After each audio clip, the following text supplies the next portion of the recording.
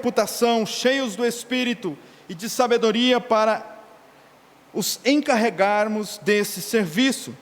Quanto a nós, nos consagraremos à oração e ao ministério da palavra.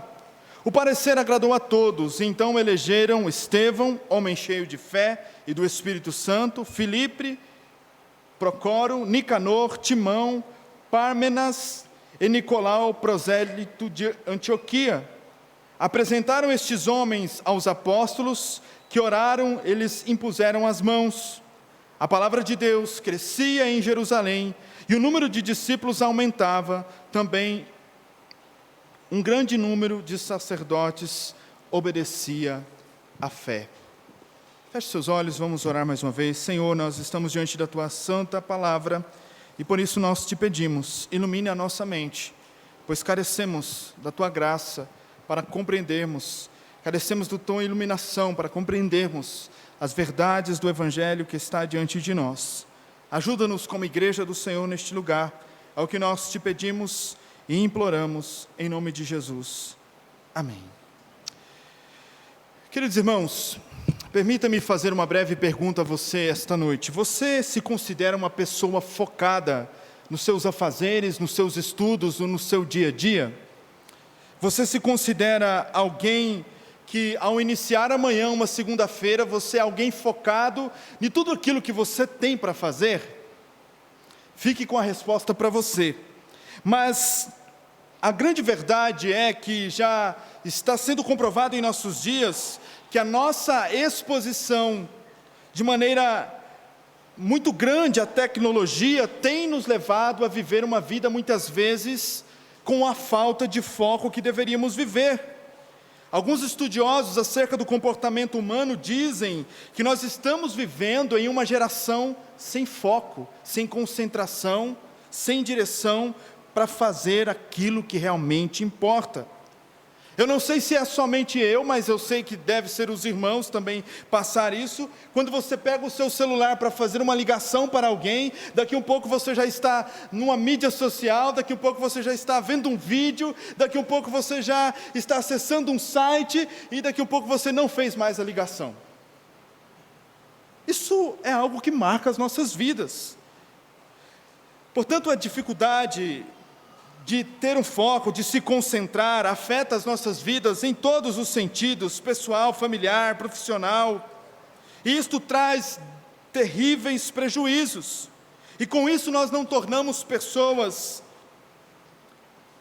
eficazes naquilo que somos chamados a fazer ou nos propomos a fazer. A verdade é que a falta de foco, muitas vezes faz com que eu e você não alcançamos aquilo que temos como objetivo, e assim nos abatemos, nos desanimamos, porque não demos a devida atenção àquilo que realmente importa. Mas quando nós falamos acerca da igreja do Senhor, se a igreja do Senhor, ela viver de maneira a não estar concentrada, a não estar focada naquilo que realmente importa, ela também vai perecer. Porque a igreja é um ambiente onde nós temos aqui homens e mulheres que foram salvos e alcançados pela verdade do Evangelho. E uma igreja que perdeu o foco, que perdeu a concentração, que perdeu a direção naquilo que realmente importa, ela vai sofrer, ela vai sucumbir, ela vai passar por difíceis problemas. Mas existe um pastor chamado Nehemiah Cox, e ele diz uma frase extremamente interessante, que a edificação e a beleza da igreja está muito relacionada à sua ordem.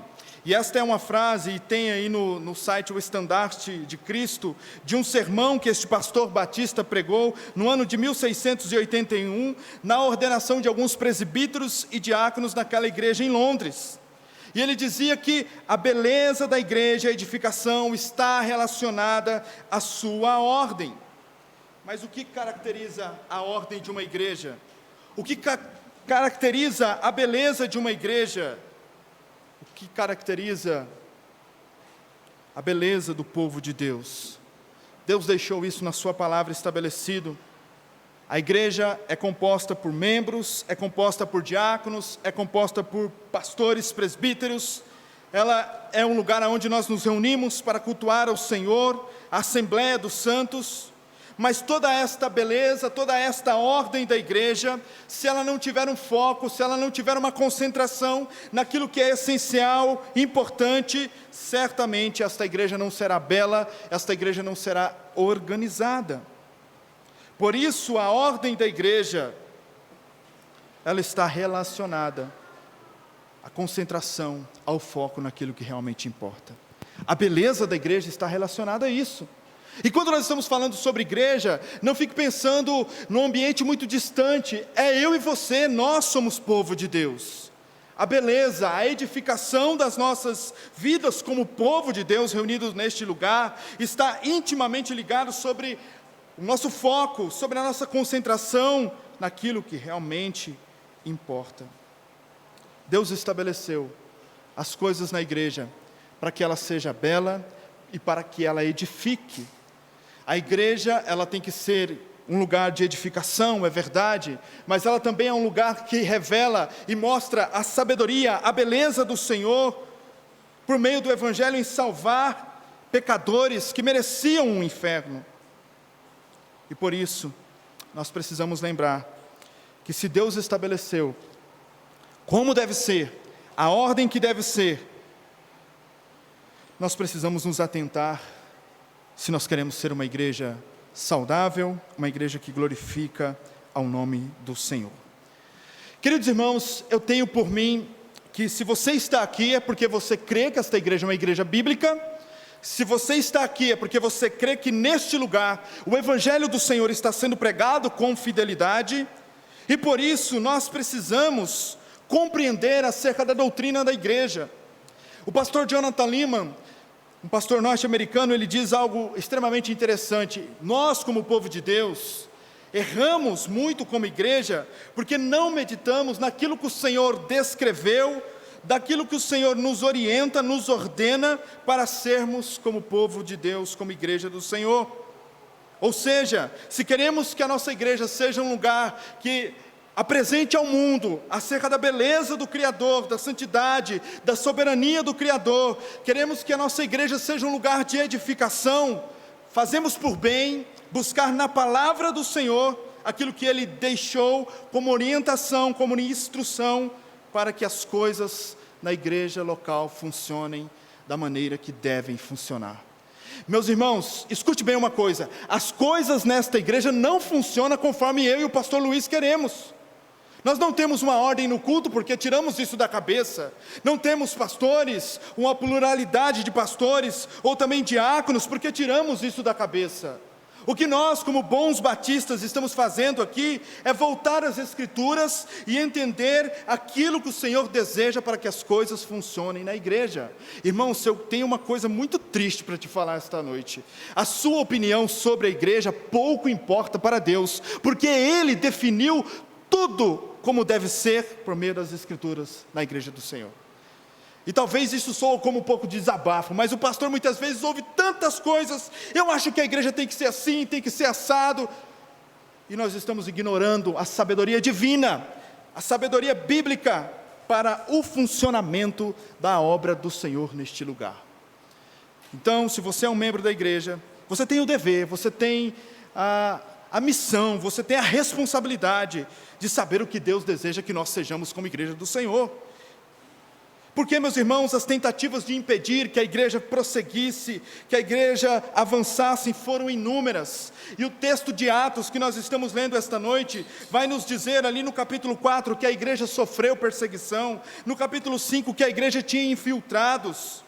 As tentativas de Satanás destruir a igreja são inúmeras, de um mundo destruir a igreja são inúmeras.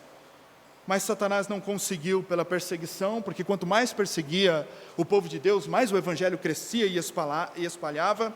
A infiltração, como diz a palavra do Senhor, não há nada que fique encoberto, o Senhor há de revelar o que está oculto, né? Às vezes entra um bode na igreja vestido de ovelha e senta, e acaba que até ele pode participar da membresia, mas Salmo número 1 vai dizer que os ímpios não prevalecerão na congregação ou na assembleia dos justos.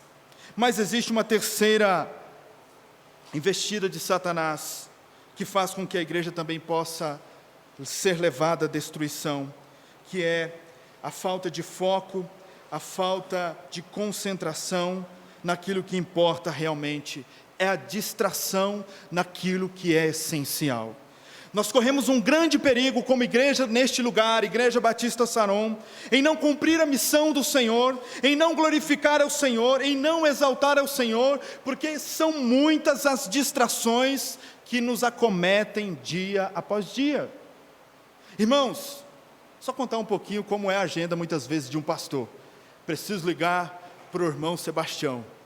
Daqui um pouco chega uma outra situação e eu já esqueci de ligar para o irmão, e daqui um pouco eu já esqueci de fazer aquilo, eu tenho que estudar para o sermão. Irmãos, não sei se é só eu que vivo isso, mas a vida da gente é marcada por muitas distrações, e se a gente não tiver disciplina, se a gente não rememorar as verdades bíblicas acerca da igreja, nós vamos perder o foco.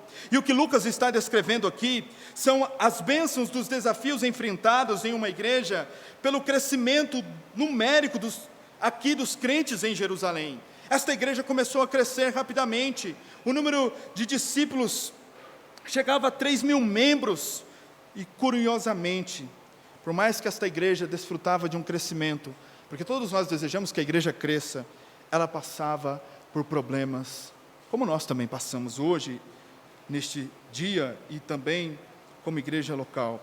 O problema é que os apóstolos estavam perdendo o seu foco, perdendo a sua prioridade, e correndo de um lado para o outro. Eles estavam ocupados, agora neste momento aqui em Atos 6, eles estavam sendo levados a se ocuparem em servir as mesas, e eles estavam deixando aquilo que era principal de lado, e focando naquilo que era secundário.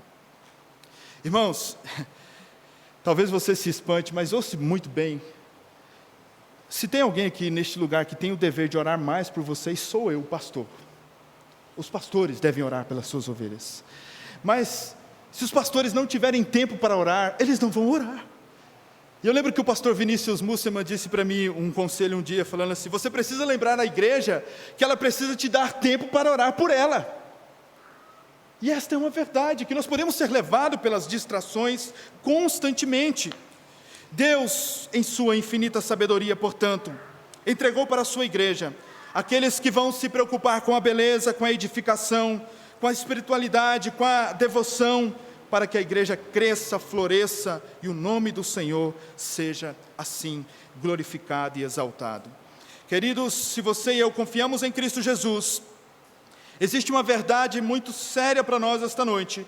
Todos nós aqui somos diáconos em alguma medida.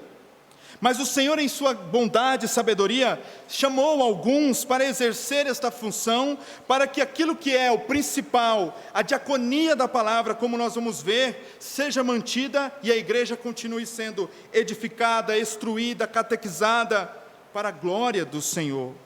Esta visão, irmãos, de um pastor que faz tudo, que atende todas as necessidades da igreja, que uma hora ele está ali, outra hora ele está lá, outra hora ele está expulsando um demônio, outra hora ele está mexendo num cano. Esta visão de um pastor não é bíblica, porque o pastor, conforme a Bíblia nos exorta, ele deve estar centrado e preocupado em orar pelo rebanho e em pregar a palavra e edificar a igreja por meio da diaconia da palavra. Sendo assim, meus irmãos, leve isso para a sua casa esta noite.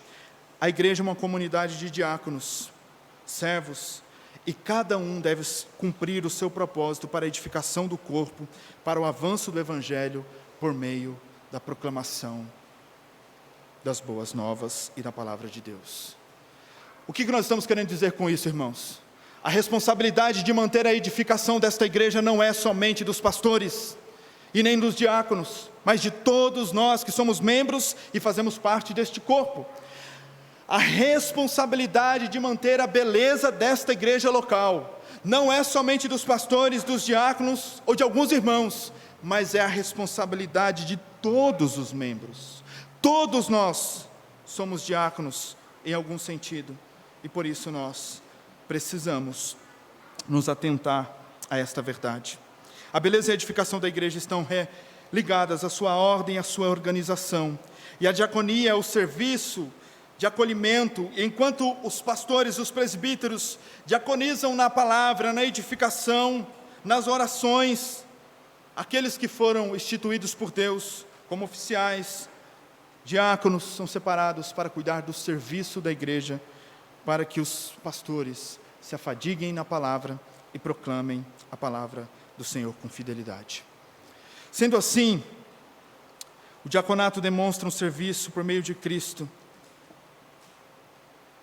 Peraí, irmãos, que está voando aqui. Quando cumpre o seu papel de maneira fiel e bíblica para a glória do Senhor. Eu tenho então breve 3 pontos para tratar com os irmãos esta noite. Vejamos como o estabelecimento da diaconia numa igreja ajuda ela a superar os seus problemas e se voltar para aquilo que realmente importa.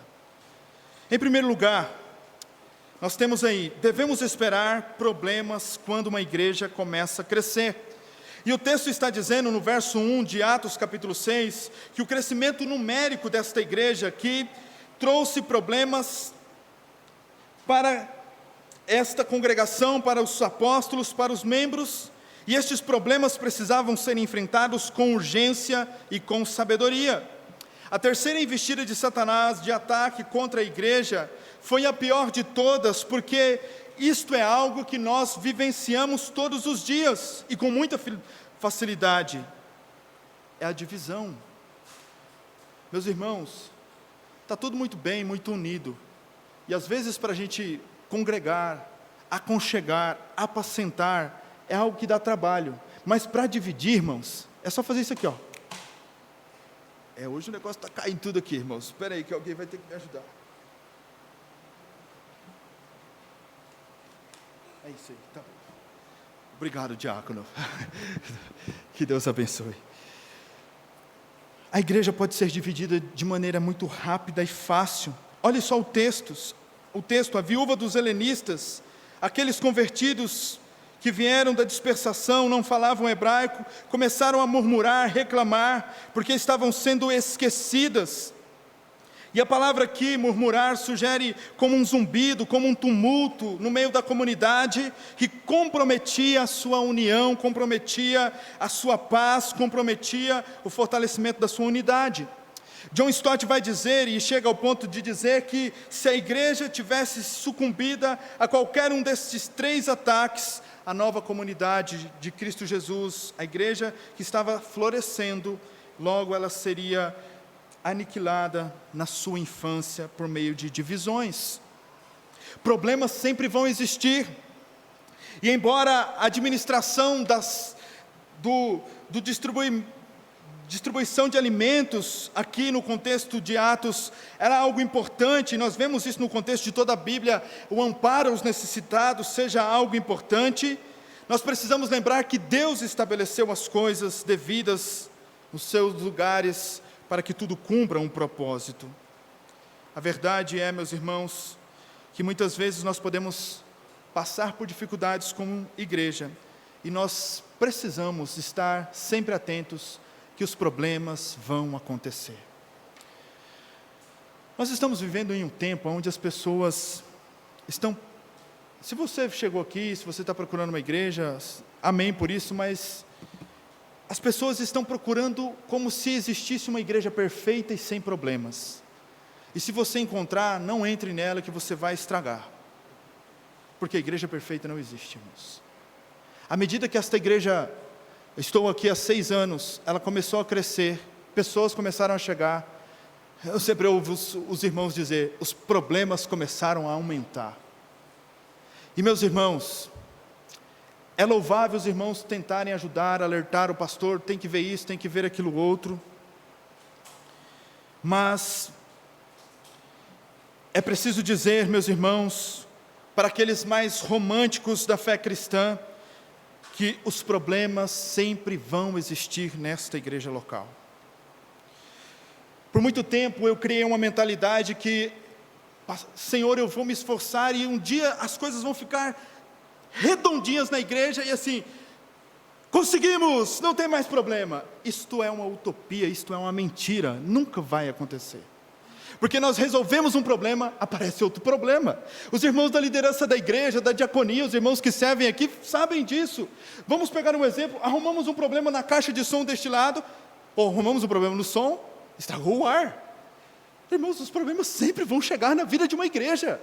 Esta é uma realidade que nós precisamos estar conscientes, porque se você não está consciente, você vai se frustrar, você vai se magoar, você vai se desesperar, você vai arrancar os cabelos, você vai sair desta igreja, você vai querer encontrar outra igreja, e você chega lá e você vai ver que lá também tem problemas. Enquanto nós estamos deste lado da eternidade, os problemas sempre vão existir. E diante do problema, meus irmãos, que estava acontecendo aqui neste contexto da igreja em Jerusalém, os apóstolos então tomam uma atitude com sabedoria, e eles tomam uma atitude de que, ao ouvir as murmurações, ao ouvir o que estava acontecendo, o verso 12 vai dizer que eles convocam os discípulos, eles convocam a igreja, os apóstolos, e dizem: olha, não é correto que abandonemos a palavra para servir as mesas. Talvez agora, um segundo momento, nós precisamos lembrar que por mais que a igreja passe por adversidades, por mais que a igreja passe por problemas, se uma igreja está deixando os seus problemas comprometerem o ministério da palavra, a pregação fiel das Sagradas Escrituras, ela não está glorificando ao Senhor. Porque o que Lucas está trazendo aqui para nós é que sim, a igreja tem problema, a igreja estava enfrentando problema. Mas o que nós fazemos diante dos problemas? Sacrificamos aquilo que é o principal? Aquilo que é o essencial? Ou buscamos na sabedoria em Deus resolver as coisas, para que a proclamação da palavra, a edificação, a catequese, a instrução, por meio das Escrituras, que a palavra de Deus continue sendo mantida? Meus irmãos, é triste que muitas vezes os problemas surgem no meio da igreja, e o ministério da palavra sofre consequências terríveis, porque o que é principal não foi mantido como algo principal. Por isso, eles sugerem que era necessário, no verso 2, ele vai dizer, não é correto que abandonemos a palavra de Deus para servir as mesas. Não que os apóstolos não pudessem ajudar, ou os pastores não possam ajudar no serviço da igreja, mas, meus irmãos, de maneira muito prática, de maneira muito sábia, e também com muito amor e temor no coração. Não é porque eu estou aqui pregando a palavra, ou pode ser que o pastor Luiz ou outro pastor possa estar nesta igreja futuramente, esteja aqui ministrando a palavra. Não é sábio da parte da igreja deixar que um pastor se preocupe na próxima semana, desesperadamente, com a eletricidade da igreja, e ele deixa o sermão de lado. Olha, irmãos, já pensou se eu chegar aqui num domingo? Irmãos, olha, é o seguinte, essa semana eu não estudei nada, eu fiquei resolvendo um problema no encanamento ali, fiquei resolvendo outro problema ali, fiquei resolvendo outro problema lá. O que os irmãos vão pensar? Poxa, mas esse pastor não está cumprindo o papel. E era o que estava acontecendo aqui. Os apóstolos disseram: olha, não, peraí, nós precisamos manter o que é importante, principal no centro. Vamos tomar uma decisão, vamos tomar uma solução. E por isso então, eles vão dizer agora no próximo verso, sobre como resolver o problema. Mas sendo assim, meus irmãos, eu quero aplicar este ponto dizendo que este diagnóstico é importante, porque, em primeiro lugar, ele mostra para mim e para você a distinção dos ofícios na igreja de Cristo, para que o ofício principal dos apóstolos, que era a pregação, fosse mantido no lugar, para que a igreja permanecesse sendo edificada. Meus irmãos, nós podemos cultuar ao Senhor sem o ar, nós podemos cultuar ao Senhor sem assentos, nós podemos cultuar ao Senhor sem um microfone, nós podemos cultuar ao Senhor até mesmo sem uma água gelada para tomar, mas nós não podemos nos reunir e cultuar ao Senhor sem a palavra de Deus. Deus estabeleceu os ofícios, aqueles que vão cuidar das mesas, dos serviços, e estabeleceu aqueles que vão diaconizar a palavra, porque, como diz João Calvino, aonde uma igreja exalta a palavra do Senhor, ali Deus é glorificado, ali o Senhor é exaltado. Mas em segundo lugar, quando uma igreja se distrai, se distrai em qualquer outra coisa, que pode ter a sua importância, mas se esquece da palavra do Senhor, ela está com seus dias contados. Ela está com seus dias contados. As demandas vão surgir todo o tempo, os problemas vão surgir a todo momento e a todo instante. Por isso é necessário que a igreja tenha diáconos, por isso é necessário, escute bem, homens, né? Por mais que nós cremos que as mulheres têm muito a trabalhar e a fazer no contexto da igreja, mas a responsabilidade dos homens, lançarem a mão no arado, correr para resolver os problemas, ajudar os pastores a ver as necessidades da igreja, para que o nome do Senhor seja continuamente exaltado e a palavra tenha primazia, tenha a devida importância. É preciso, portanto, então, sempre ter em mente que Deus, o dono da igreja, o Senhor da igreja, estabeleceu oficiais com distinções diferentes. Os pastores, presbíteros, diaconizam na palavra. Os diáconos diaconizam no serviço. Cuidam das mesas, cuidam das áreas da igreja que precisam ser reparadas, cuida do serviço cristão, para que a obra avance, para que tenha paz no meio da igreja. É tão interessante, irmãos, que eu tenho comigo esta frase. Alguém pode perguntar: pastor, como vai a igreja? Meu irmão, está tudo bem, mas quando os crentes começam a trabalhar junto, quando os crentes começam a fazer alguma coisa junto, os problemas parecem que aumentam. Porque, meus irmãos, quando a gente começa a estar mais perto, trabalhando, a gente começa a cutucar: não, mas eu quero amarelo, eu quero azul, e daqui a pouco arrumo uma briga. E Deus foi lá em sua infinita sabedoria e elegeu os diáconos para trazer a paz, para dizer assim: olha, nem o amarelo e nem o azul, nós vamos ficar com branco e ponto final. Resolveu o problema, trouxe a paz, trouxe a preservação da unidade do corpo de Cristo. Em segundo lugar, eu falei que não ia ser demorado, mas vamos lá.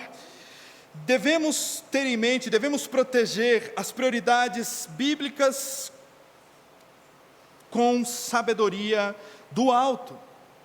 E aqui agora nós vemos do verso 3 ao 4, como foi a solução, qual foi a solução? E o texto diz, eu vou ler o texto na íntegra, mais uma vez para os irmãos: por isso, irmãos, escolham entre vocês 7 homens de boa reputação, cheios de espírito e de sabedoria, para que encarreguemos deste serviço. Quanto a nós, nos consagraremos à oração e ao ministério da palavra. Note nesse primeiro momento que os apóstolos não decidem isso sozinhos.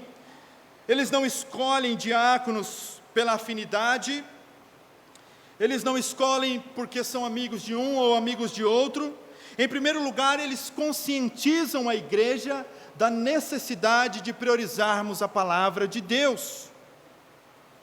Irmãos, eu poderia agir nesta igreja dando uns gritos bem altos: tem que ter diácono, tem que ter isso, e não explicar nada, e a gente ir embora, e não. Nós estamos falando aqui de um processo de conscientização. É preciso ter uma mentalidade que a palavra é principal e primordial. É isso que os apóstolos estão fazendo aqui na igreja. Eles estão conscientizando os membros. Olha, é importante distribuir os alimentos para as viúvas, sim, mas mais importante é o ministério da palavra. E por isso então, diante de um problema de proteger as prioridades bíblicas, devemos ter sabedoria e ter conscientização. A grande questão aqui, meus irmãos, é que quando nós vamos tratar de qualquer assunto na igreja, as pessoas não querem colocar o tico e o teco para funcionar. Elas não querem pensar. Não, é o que eu penso assim e eu não estou nem aí, não.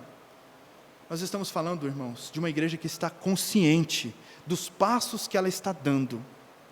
Por que nós estamos elegendo diáconos? Porque o ministério da palavra tem que ser colocado em primeiro lugar. Por que as áreas de serviço da igreja precisam estar sob a supervisão de um diaconato? Para que o pastor não fique, ao mesmo tempo que está fadigado com a oração, com a palavra, tendo que resolver picuinha de irmão, que muitas vezes está lá parado sem nada para fazer e fica caçando confusão. Deus estabeleceu, como vai dizer o autor do livro Diáconos do Ministério 9 Marcas, a cavalaria, né? Os diáconos são a cavalaria que vão preservar a unidade da igreja, para que a palavra tenha primazia. Em seguida, então, ao promover a solução, dizendo a eles que eles precisam eleger 7 homens. Nós temos aqui, então, que eles colocam a responsabilidade e as qualificações, cheios do Espírito, bom testemunho, cheios de sabedoria. Mas a segunda, então, resposta e solução para o problema que esta igreja estava enfrentando foi estabelecer o parâmetro, as qualificações. Então, em primeiro lugar, como nós vamos preservar aquilo que é de fato importante? Não deve ser uma decisão somente dos pastores, mas a igreja deve estar consciente. Meu irmão, eu tenho por mim que você na sua casa não chegou para sua esposa e falou assim: olha, eu comprei uma Ferrari, está aqui a chave. Você assinou o seu testamento de morte, você vai morrer. Ninguém faz isso em casa. Às vezes quando a gente faz é um quebra-pau, né? Pelo menos, será que é só lá em casa que acontece? Eu comprei livros, eu comprei uma viagem, mas nem falou. Não, a gente precisa, e por isso nós somos congregacionais. A igreja toma a decisão diante da sabedoria do alto e diante da sabedoria dos seus pastores e presbíteros. Mas em segundo lugar, então, o Senhor vai elencar as qualificações. O parâmetro para que as coisas aconteçam na igreja não é dos pastores e nem dos diáconos, o parâmetro é o de Deus. O parâmetro é o de Deus, é Deus que estabeleceu. Não é eu e nem você, é Deus que estabelece os parâmetros de como as coisas têm que funcionar, de qual é o perfil, de qual é as qualificações. Não é como nós vemos em algum contexto de outras igrejas: se você não vier assim, você não vai fazer parte do ministério. Se você não dizimar, se você faltar na ceia, você não pode mais tocar. Sabe essas coisas maluquices que existem por aí? Que não tem base bíblica, é o que acontece em muitas igrejas.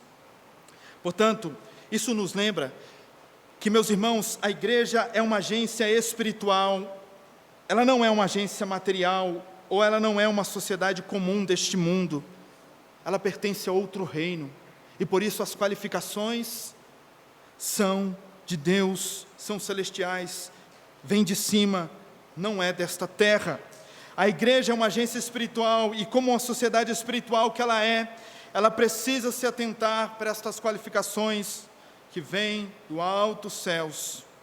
E talvez, quando nós vamos falar acerca do serviço cristão na igreja, o que me deixa muitas vezes um pouco preocupado, e se você tem esta mentalidade, escute bem esta noite. Meus irmãos, não é qualquer um que pode servir na igreja não, meus irmãos. Não é qualquer um que pode tocar, que pode varrer. Tem pastores que aceitam qualquer pessoa fazer qualquer serviço na igreja. E isto não é o parâmetro aqui, por mais que está falando acerca dos diáconos, mas lembre, todos nós diaconizamos.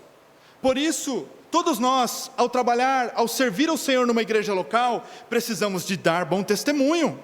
Precisamos ser pessoas cheias do Espírito Santo e precisamos ter sabedoria. Talvez você diga: mas para eu tocar eu preciso dar um bom testemunho. Sim, é o que a Bíblia está descrevendo. Eu preciso ser alguém sábio? Sim. Eu preciso ser alguém cheio do Espírito Santo? Sim. O que é dar um bom testemunho? Dar um bom testemunho, meus irmãos, é aquele homem, aquela mulher que vive uma vida no temor a Deus, para a glória de Deus. Não é querer viver uma perfeição como se nunca fosse errar. É alguém que busca, luta contra os seus pecados, busca viver em santidade e está adorando ao Senhor constantemente, confessando os seus pecados, se arrependendo dos seus maus caminhos e se voltando para o Senhor. Os diáconos, eles deveriam ser escolhidos como pessoas que dão um bom testemunho. Um bom testemunho. Coisa terrível é, meus irmãos, você ir num lugar e falar: não, fulano é membro da nossa igreja, mas fulano dá um péssimo testemunho. Você está ofuscando a glória do Senhor nesta igreja local. O texto vai dizer também que nós devemos ser cheios de os diáconos deveriam ser cheios de sabedoria, porque ele vai lidar com os negócios de Deus, não com essa sabedoria deste mundo. Por mais que precisamos ter o conhecimento de contabilidade, de administração para resolver algumas coisas da igreja, mas sobretudo é preciso sabedoria do alto céus, porque nós não estamos lidando com as coisas deste mundo, mas com as coisas celestiais. Mas talvez, e para mim, dessas 3 qualificações, a que mais chama a atenção é que nós precisamos de diáconos cheios do Espírito Santo. E por que nós precisamos de pessoas cheias do Espírito Santo para servir as mesas, diaconizar as mesas? Eu te faço uma pergunta esta noite: você sabe qual é a principal função, qual é o principal papel que o Espírito Santo veio desempenhar em nós, na sua igreja, na igreja de Cristo Jesus? Ele nos convence do pecado, Ele nos santifica por meio da palavra, mas conforme a própria palavra do Senhor vai dizer, o principal papel do Espírito Santo é jogar holofote, é apontar para Cristo. E aqui agora começa a fechar o círculo, porque quando nós estamos falando acerca do serviço cristão na igreja, nós não estamos falando acerca de pessoas e de indivíduos que querem fazer o seu nome, fazer uma carreira, que querem um holofote para si. Não só os diáconos que vão estar como oficiais, conduzindo a área e o serviço da igreja, mas todos aqueles que trabalham para o Senhor numa igreja local, precisam ser homens e mulheres cheios do Espírito Santo. Mas por quê, pastor? Porque eles vão apontar para Cristo. Ao você cuidar de um som, como os irmãos estão cuidando, aos irmãos cuidarem aqui, colocarem os ventiladores, por mais que é algo legal, a gente reconhece isso, todo o nosso serviço deve ser como um holofote, é a cruz, é Cristo, apontar para Cristo. Meus irmãos, a igreja não precisa de estrela cadente, daqueles crentes que querem trabalhar, e querem se aparecer, e querem estar mais evidência do que é Cristo. Quando esta qualificação é colocada, é porque o Espírito Santo vai nos voltar para Cristo. Eu realizei um serviço na igreja, mas foi a graça, foi a bondade do Senhor a me conduzir, a me ajudar, a tornar Cristo visível para a glória do Senhor. Eu te faço uma pergunta esta noite, você que trabalha na igreja aqui, que serve, tem muitos irmãos aqui, nem todos, mas eu convoco os demais. O seu serviço cristão nesta igreja local, ele aponta para Cristo, ou você está querendo o holofote para si mesmo? Você tem trabalhado na igreja pensando em seu nome, em sua reputação, ou você tem trabalhado, tocado, servido, abrido, limpado, feito as coisas no ambiente da igreja pensando em seu nome? Se você tem feito pensando em seu nome, você está em um caminho terrível, em um caminho que não glorifica ao Senhor.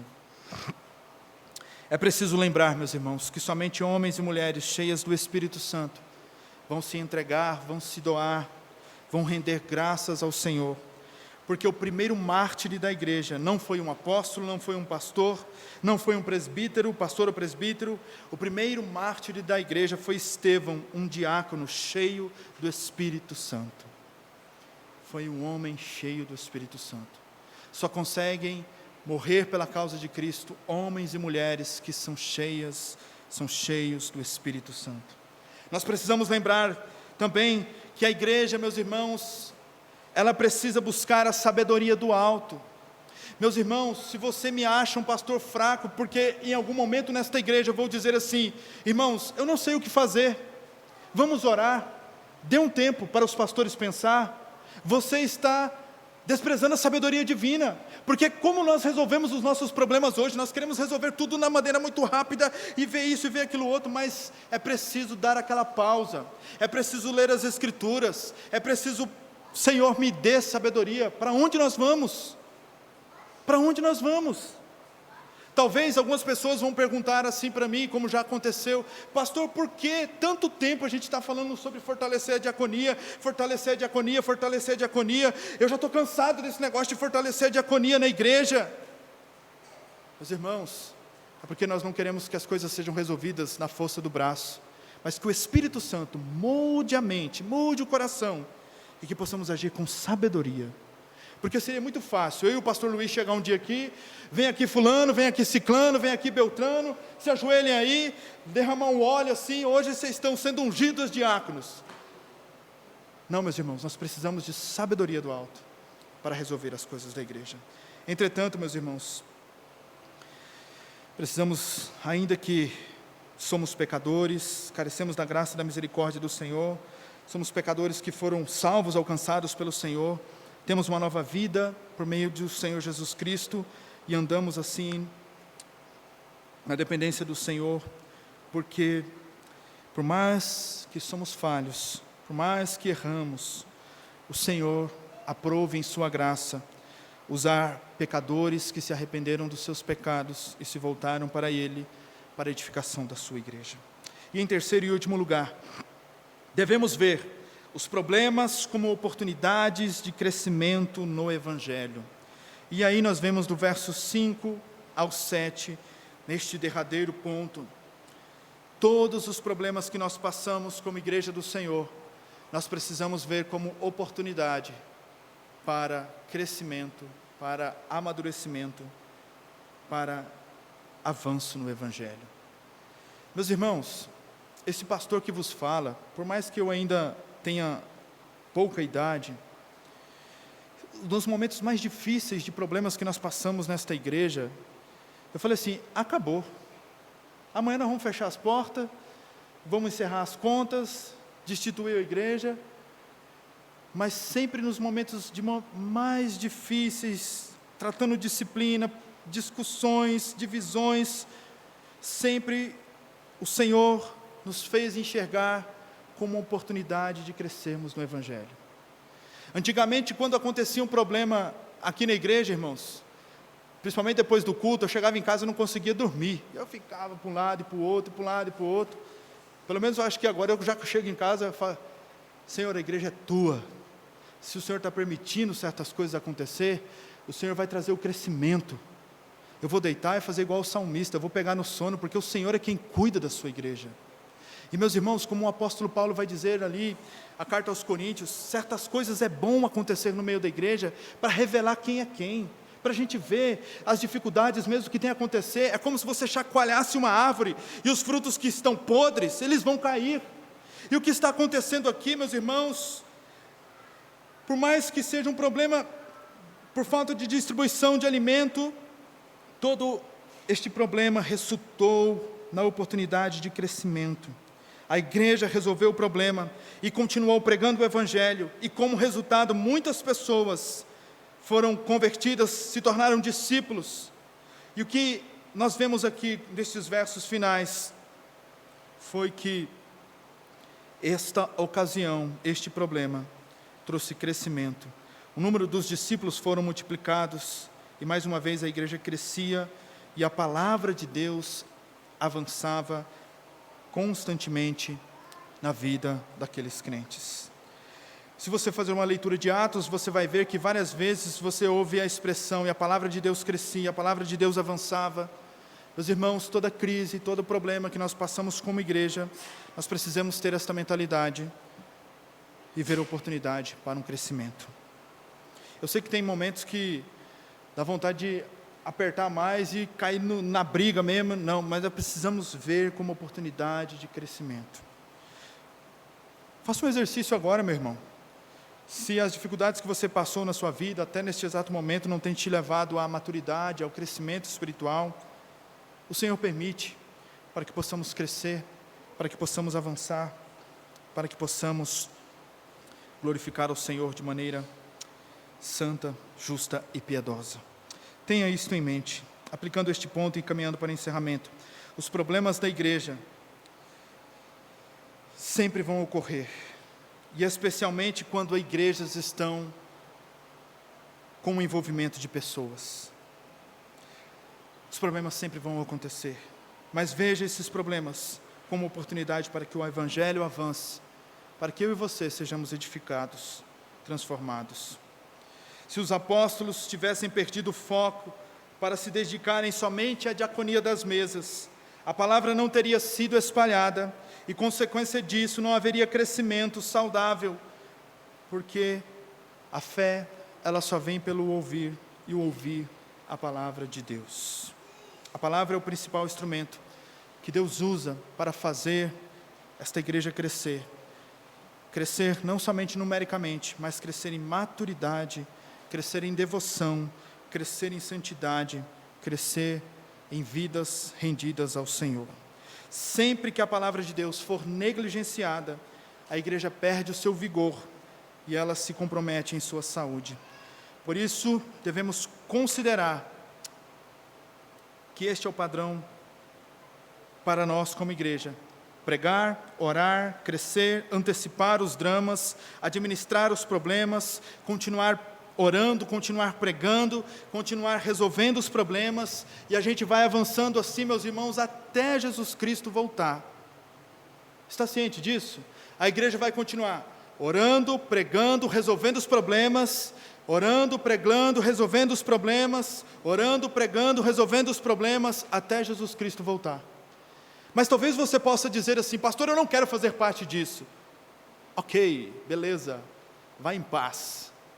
Mas a igreja do Senhor vai continuar orando, pregando e resolvendo os problemas, orando, pregando e resolvendo os problemas, até Ele voltar. Meus irmãos, a igreja do Senhor, que vai triunfar, que vai entrar os portões celestiais, ela será marcada por oração, por proclamação da palavra e por resolução de conflitos, resolução dos problemas. Talvez você possa dizer assim: eu não quero fazer parte. Meus irmãos, se tem uma coisa que traz conforto no meu coração, é saber que a igreja que vai triunfar no último dia não depende de mim, não depende da minha força, depende tão e exclusivamente de Cristo Jesus, porque Ele morreu, o seu sangue verteu, ressuscitou dos mortos, e vivo está à direita de Deus e voltará para nos buscar. Por isso a diaconia é extremamente importante. Aplicando e encerrando, quando uma igreja age em obediência, em observar os seus oficiais, cada um cumprindo o seu papel, cada um diaconizando segundo aquilo que o Senhor estabeleceu em sua palavra, ela glorifica o nome do Senhor e ela desfrutará de edificação, de maturidade, de crescimento espiritual. Quando a igreja age em obediência à palavra. Por isso aqui vai uma santa e amorosa exortação. Meus irmãos, o maior problema desta igreja, ou das igrejas de maneira geral, muitas vezes não é a falta de recurso, a falta de material humano, mas é o ato de submetermos à vontade de Deus, não à vontade do pastor. Se Deus estabeleceu em sua palavra que nós devemos eleger diáconos, vamos estabelecer a diaconia das mesas. E qual é o dever da membresia? É desrespeitar os diáconos? É agir como se eles não existissem em uma igreja? É agir como se eles, estou nem aí. Quando os membros de uma igreja local menosprezam a sua diaconia, os seus presbíteros, ela está menosprezando a sabedoria do próprio Deus, que estabeleceu oficiais para governar e guiar o seu povo. Não estou querendo dizer que os irmãos a partir de agora têm que jogar um tapete vermelho para os diáconos da igreja, já pensou? Ou levar para almoçar todo dia? Não, irmãos, é respeito, é se colocar à disposição, é submeter-se, é entender que são autoridades de Deus na vida de uma igreja local. Por isso, qual é a missão dos diáconos? É entregar sopão, é varrer a igreja, é somente servir o cafezinho, abrir, fechar? Qual é a missão da diaconia? A missão da diaconia, conforme nós vemos aqui em Atos 6, foi preservar a unidade da igreja. Os diáconos, eles não faz tudo da igreja, mas eles viabilizam os ministérios, eles ajudam os crentes a desenvolverem os ministérios, ou desenvolverem o seu serviço cristão, na medida que receberam seus dons e talentos. Enquanto esses ajudam a servir as mesas, ajudam os membros a servirem melhor, os diáconos da palavra vão se afadigar, vão se esmerar, vão se deleitar, vão se lançar à oração, à meditação e à proclamação da palavra, e a igreja vai florescer para a glória de Deus. Enquanto a diaconia se tornar somente algo distinto, algo que está ali, mas ninguém vê na vida de uma igreja, esta igreja está comunicando que a palavra do Senhor não é importante, não é algo primordial. Se você, como membro desta igreja, menospreza os diáconos, você está menosprezando a importância, a primazia, a prioridade da palavra de Deus. Mas assim sendo, Jesus, ao ver todos os discípulos juntos, eles estavam ali em volta de uma mesa, conforme vai dizer o texto bíblico, e os seus pés estavam sujos, e naturalmente também os pés de Cristo estavam sujos. e ninguém tinha lavado o pé de ninguém ali. Então Jesus, em um gesto muito interessante, vai ali, não julgando por usurpação ser igual a Deus, antes se entregou para servir e lava o pé dos seus discípulos, sendo ele o maior exemplo de diaconia que nós podemos ter. É Cristo Jesus. Ele veio, ele lavou os pés dos discípulos, ele se entregou por mim e por você. Diaconia, meus irmãos, não é somente os oficiais ou os presbíteros que diaconizam a palavra, todos nós somos diáconos, porque um dia o diácono supremo se entregou naquela cruz para que eu e você pudéssemos ser salvos e ser transportados das trevas para o seu reino de maravilhosa luz, e sermos diáconos neste reino, servindo uns aos outros com alegria, com temor no coração. Quando nós celebramos a ceia do Senhor, nós temos exatamente o exemplo maior da diaconia. Você já parou para perceber no contexto da nossa igreja local, embora algumas igrejas fazem isso, as pessoas vão lá e retiram o pão, o cálice ali, mas aqui na igreja nós entendemos que os diáconos, numa maneira de servir, vão e servem os elementos, como a dizer para nós que para participarmos da mesa do Senhor, você não foi lá e sentou de qualquer maneira. Não, eu quero sentar aqui nessa mesa e vou sentar e ponto final. Não, você precisa entender que alguém um dia se doou, alguém um dia serviu, alguém um dia se entregou, e ao celebrarmos a ceia, estamos lembrando também desta verdade. A mesa de Cristo é uma exortação santa à igreja para o serviço cristão, para a diaconia em uma igreja local. Que o Senhor nos ajude, irmãos. Nós teremos aí agora no final do ano a recondução e a eleição de mais diáconos, e que esta igreja tenha isto em mente. Todo o serviço, as mesas, o servir, o Senhor estabeleceu oficiais. Enquanto esses irmãos estão cuidando das demandas, organizações da igreja, os pastores estão visitando, orando, discipulando, aconselhando, pregando a palavra. Porque se não for assim, meus irmãos, é só uma questão de tempo, nós iremos fracassar. Mas que nos apeguemos hoje naquilo que o Senhor deixou para nós, como instrução. A diaconia é um ofício que o Senhor estabeleceu. Eu quero convidar você a fechar os seus olhos, e que o Senhor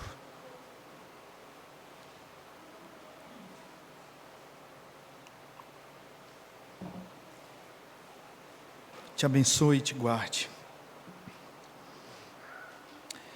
Querido Deus, nós estamos tão aquém em servir ao Senhor, em trabalhar para o Senhor, porque muitas vezes, ó Deus, a verdade é esta: nós só queremos ser servidos, não queremos servir. Mas o nosso supremo Salvador, o nosso supremo diácono, Cristo Jesus, aquele que se entregou, diaconizou a sua própria vida, a se entregar para que pudéssemos ser salvos, nos chama esta noite a seguir este caminho de serviço. Senhor, abençoe os diáconos da nossa igreja local, que eles continuem sendo irmãos que dão bom testemunho, irmãos cheios de sabedoria, irmãos cheios do Espírito Santo, e que nós, povo teu, neste lugar, possamos reconhecer estes oficiais como alguém que foi estabelecido pelo Senhor para que esta igreja manifeste a beleza, manifeste em edificação para a glória do Senhor. Quando menosprezamos a diaconia em uma igreja local, nós estamos menosprezando a Tua palavra. Por isso nós te pedimos, Deus, dai-nos uma mentalidade de submissão, de compromisso com o serviço, com a entrega, com auxiliar uns aos outros em suas dificuldades. Senhor, eu não fui chamado para esta igreja, e ninguém aqui foi chamado para fazer tudo de maneira sozinho nesta igreja local, não, Senhor.